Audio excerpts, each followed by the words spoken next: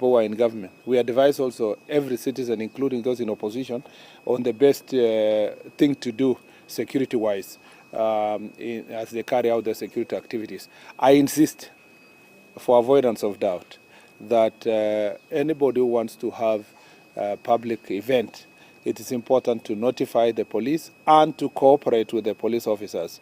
We do not want situations where people refuse to notify the police, insist on having political activities notwithstanding police advice, and then go ahead to blame the same police.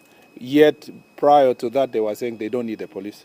So we need each other, and everybody needs the police officers in terms of dealing with these issues. Otherwise, those events will be investigated. Anybody will be found culpable, regardless of their political standing, will be held accountable. Anybody who organized for people to be stoned, journalists who were hurt, we will take a very stern action against any person who is involved.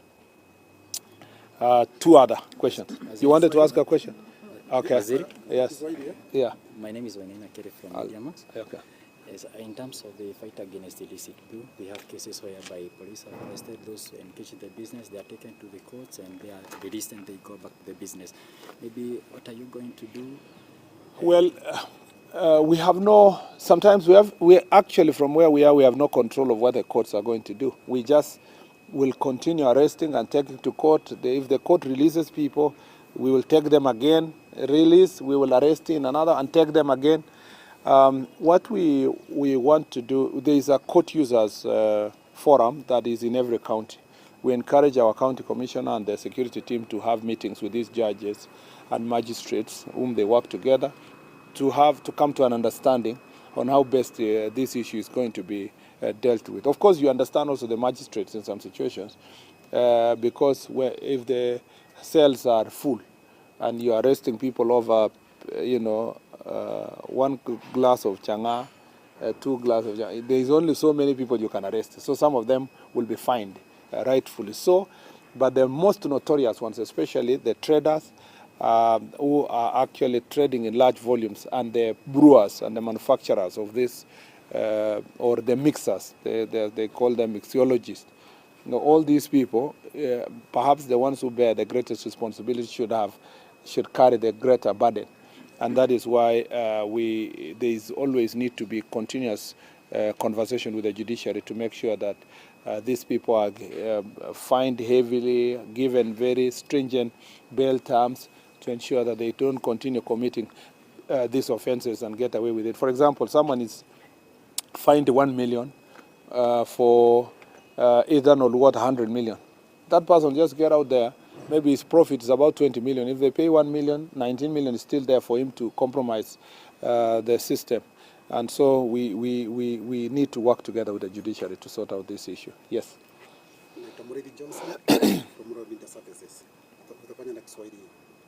Kuna machief wawili na manaibu walifutwa kazi wakati kwenda pombe pande wa magharibi. Washukiwa walikamatwa ambao expect ilikuwa kwa police station huko pande hiyo. Hatima ya machief namna gani sasa? Kwa mambo ya chief yoyote ama polisi yoyote ambaye anaadhibiwa kwa sababu ya mapambano na mambo ya pombe, hiyo process ama njia ya kuadhibu hawa lazima ifuate sheria, na kwa mtu yoyote ambaye anapatikana kwamba alikuwa na ukosefu wa nidhamu, anapitishwa kupitia njia ya inayohitajika kikatiba, na akipatikana na hatia anavutwa kazi, asipopatikana na hatia anarudishwa kazi yake.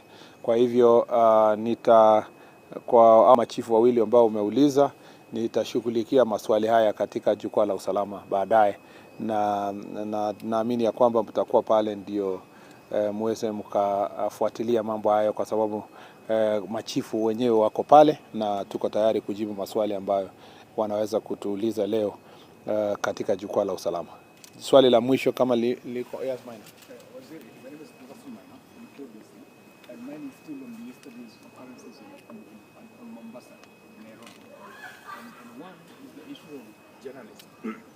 saw some of them, they were injured, the equipment was stolen, their cars were vandalized. How do journalists operate in such occurrences or in such a situation? Because they must cover all these kinds of whatever is happening, whether it's politics or whatever it is. How do you assure their security while they go about their daily activity? And two, there's a general concern that when there's a political rally or political event, people along, even people who are not even attending those particular rallies, they get hurt. We saw some of them getting robbed on the highway, pedestrians, and even the motorists. How do people who are not even associated with these kinds of politics get? How can you assure their safety? How do they get along their businesses without, getting all these injuries and losses? It points to this situation we witnessed yesterday. Points to what I said earlier, that misuse of young people or sometimes hiring goons to just come and cause terror is an issue of great concern to us in the security sector. And so, as I said, investigations must be done to find out who exactly organized them and for what purpose. Again, sometimes because of we don't understand the magnitude of or we are not informed about the plans of the political actors, sometimes the police are just on standby to see whether there is any problem. Like yesterday, police were generally on standby because there was no clear notification to them about what event was going to happen and what routes. I was, for example, very saddened that political activists were going to play games at our airport. I mean, you could see people want to invade inside the airport, and that is a very serious issue. The airport is a protected area. It's not a place to play the kind of politics that we saw.